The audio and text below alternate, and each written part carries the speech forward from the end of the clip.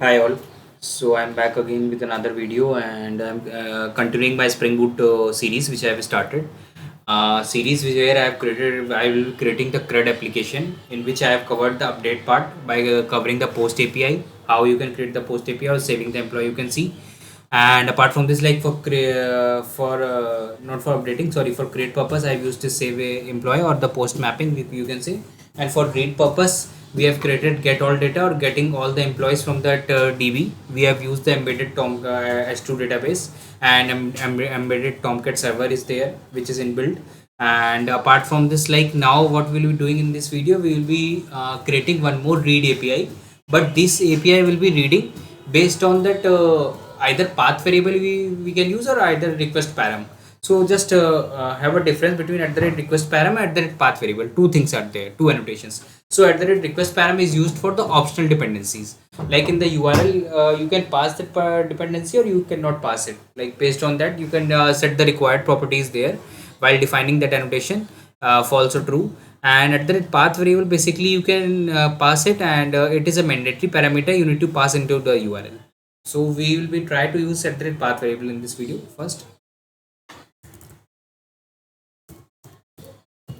So let me start with writing the code of the get API of finding by ID. Like ID will be passed by the user in the URL, and you need to return the data of that particular employee.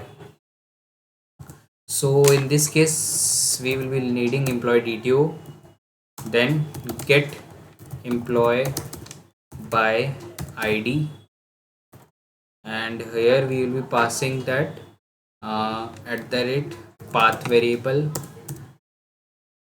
and our id is long, suppose id. Then we need to map it at the rate get mapping url, and then we need to give or just directly give it what is that particular id is there. Okay, its name is id. So this is the path variable. Now return response entity. Okay, dot status. First thing we'll be checking the status, http status dot ok dot body. As of now, like we are keeping the status okay, but once I will implement the exception in this, so we will check the status on that, whether we are getting the response or not, and then we will be setting the status based on that. Service dot get employee by id. Okay, and here what will be doing it, just me format the code. We'll be passing the id here. Now this controller part is done. Now one more thing, like this service method is not there, so we will create this get employee by id here. And then what we'll be doing, return repo dot find by id is the method name, and you need to pass that particular id. Okay, then it will be returning the entity thing. Okay, now the thing is that we need to map it to the entity to DTO. So we will use java 8 again, app utils entity to DTO. What happened, it will return the it will return the optional data. This thing we need to take care. Get dot map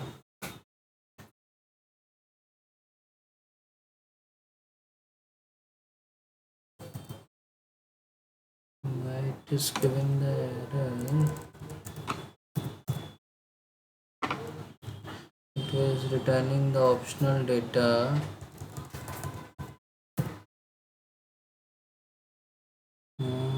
Required type of DTO, that is fine. Okay, it is returning the optional data, and our code is employee DTO. So somehow we need to will get that particular method.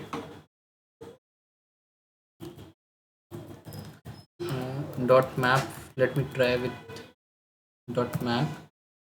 Then what we can do, we can, here it works with the get, so it will get the employee DTO. Okay, I will explain you what was happening, why it was giving there, and how I fixed it. Let me format this code and let me first run it. Let me start our application first.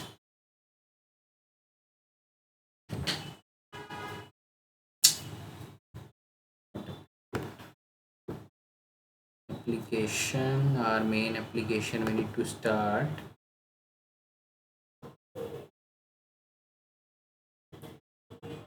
And till that, firstly we need to save the data, because it is embedded Tomcat. So every time when the server is started, so S2 database memory is getting deleted. So we need to save or the data, then we will be calling the get by ID.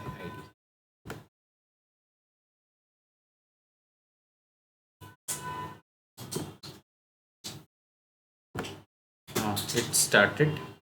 Let me send some few ID, some data. Then we have, suppose, John. Okay, 2 ID. Then Jacob.